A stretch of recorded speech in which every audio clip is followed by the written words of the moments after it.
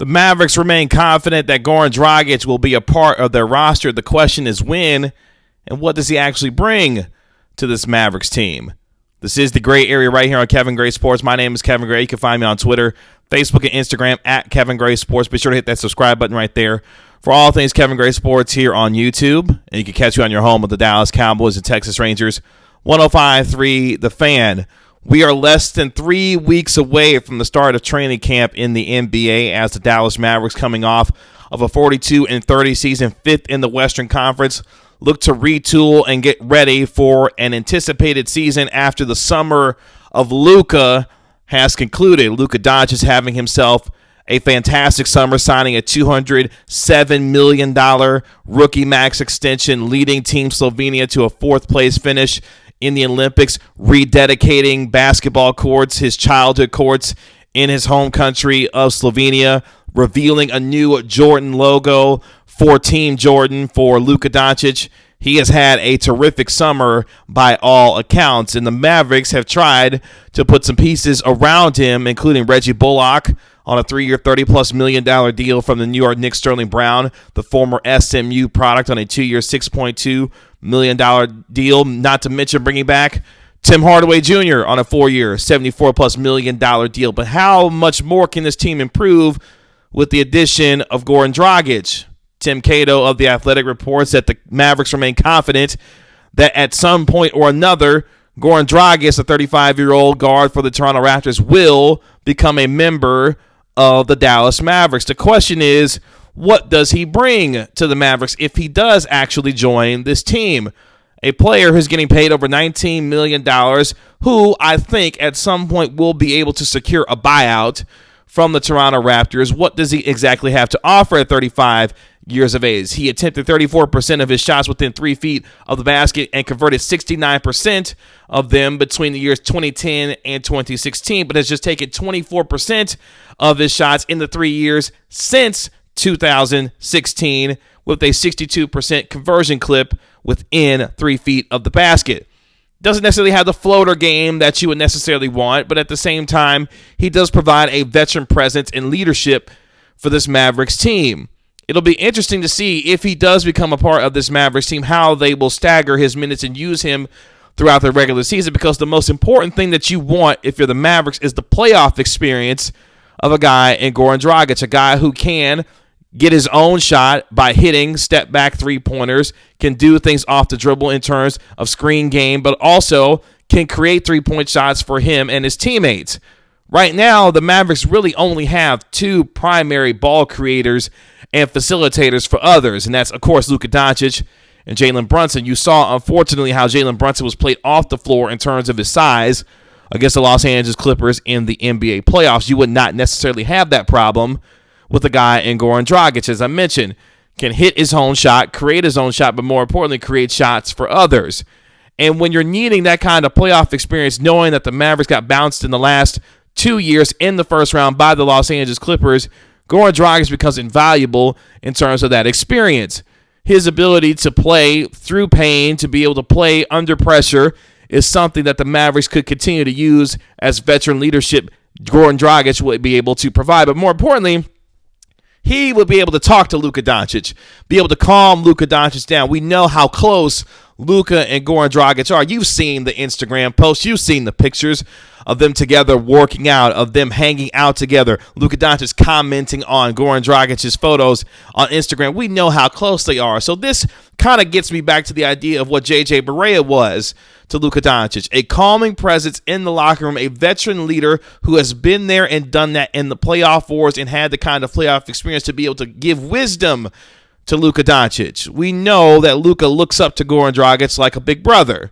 So you can do everything that you can if you're the Mavericks to try and get him here. Now, what's interesting is Moses Brown, who was brought over to the Dallas Mavericks, who was introduced just a couple of weeks ago, his contract, and he is not able to be traded until at least October 1st. So he cannot be part of any kind of deal until at least the beginning of October when his contract aggregates. Now, that could mean we could be waiting until the beginning of October to potentially see Goran Dragic as a Dallas Maverick. But at the same time, if you are Nico Harrison and Jason Kidd. You've already done Luka-friendly things to make sure that Luka remains happy, at least in the immediate and for years to come. You brought in his former coach, Igor Kokoskov, to be the right-hand man alongside Jason Kidd. You've brought in shooters like a Reggie Bullock and a Sterling Brown to put around Luka Doncic to be able to facilitate and create more offense. But more importantly, defensively, you've gotten better with the additions of Reggie Bullock and Sterling Brown.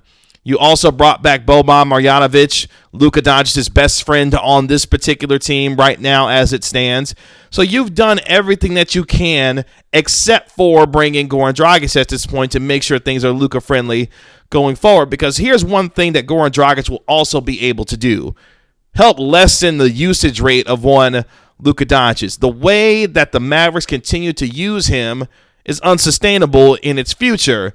Well, you say, Kevin, who is Luka Doncic really throwing the ball to so that you can take some of that pressure off of Luka Doncic in terms of his usage rate, time of possession, and those kinds of things that tax him throughout the regular season, but also to try and create and facilitate during the postseason. I get and understand that. But at the same time, this is why you have to bring in Goran Dragic, a proven veteran leader who can create his own shot, but has questions at age 35 that he could actually still do those things, because that's what the major question is going to be for Dragic. At 35, a guy who doesn't finish at the rim nearly as well as he used to, can he still provide the kind of facilitation and ball handling on a consistent basis that makes him valuable enough to be able to play him extended minutes if you have to on the floor? That's where you start getting into the preservation of him throughout the regular season and what it means for him in the playoffs. Because what you need for him is to be available and as healthy as he can be by the time you get to April and May when it comes to the postseason, because that's where his value mostly lies at. The experience of being able to play in playoff wars, but also be a guy that can create his own shot and more so do it with size, because that was the problem with Jalen Brunson not being able to be a ball handler and facilitator with size on the floor, which ultimately saw him get played off the floor against the Clippers. So again, you've done everything that you could this offseason to make things Luka-friendly for him, to make him feel comfortable, to make him feel like that you're going to do everything possible in the future, not just in the short term, but in the long term, to make sure that he stays a Dallas Maverick. Luka Doncic is recently commenting on Jason Kidd becoming the head coach, saying, look, this is a great learning opportunity for him, and the goal is to always win a championship. Can the Mavericks really say they are all in for a championship if they don't get Goran Dragic when they know that Dragic wants to be a Dallas Maverick?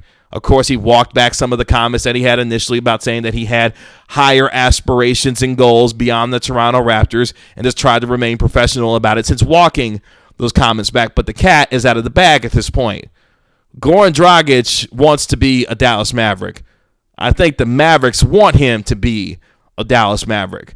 Will the Mavericks put themselves in position to do what they have to do to go get Goran Dragic? And what does that mean for guys like Maxi Kleber potentially? What does it mean for Dwight Powell if that's something that they have to potentially think about moving in terms of a contract, if it means trying to get Goran Dragic? But I think you got an ultimate game of chicken going on here. Do the Mavericks believe that the Toronto Raptors will ultimately buy out Goran Dragic? Do most people in NBA circles think that the Toronto Raptors will eventually buy out Goran Dragic? That remains to be seen and depends on who you talk to. I personally think that will actually happen, so that the Mavericks won't have to move necessarily significant assets to try and get a Goran Dragic or move a Dwight Powell to try and get him. So we'll see how the Mavericks handle themselves going forward. But based on what we know and what we've seen from the Mavericks this offseason, it was an important one. While, yes, you may not have felt like they improved on the margins, I think they actually did. And with training camp less than 3 weeks away, we're going to truly find out how badly this Mavericks team wants to compete. Are they a top 4 team in the Western Conference behind the Suns, the Lakers, and the Jazz? Or are they a bottom half of the Western Conference team with the likes of the Warriors or the Nuggets or the Clippers or wherever you may have the Dallas Mavericks slotted? Mark Stein, in his most recent Stein line column, had the Mavericks as the 13th best team in all of the NBA. Interesting to see where you think the Mavericks are going into this season and whether or not that could be elevated if they get Goran Dragic. Because if they are able to acquire the 35-year-old Slovenian, they may have an opportunity to get a little bit deeper than what they may have thought they could have without him. but more importantly, another move to show that Luka Doncic is front and center for this franchise, and they will continue to do everything they can to make sure that stays that way. You can find me on Twitter, Facebook, and Instagram at Kevin Gray Sports. Be sure to hit that subscribe button right there for all things Kevin Gray Sports here on YouTube. It's been another episode of The Gray Area. We'll talk to you later. Peace.